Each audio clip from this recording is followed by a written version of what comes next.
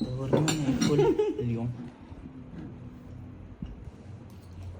طيب هيدي أطيب لازانيا بالدجاج والكاري. رح نبلش أول شي بنقطة زيت، بصل وثوم وزنجبيل. تحمروا شوي، رح زيد عليهم كاري، بابريكا مدخنة، كزبرة وكمون، كركم وملح. يصير لونهم هيك، زيد عليهم الدجاج. الدجاج صار هيك، زيد عليهم هلا الفليفلة. هلا بدنا نزيد مشروم وذرة.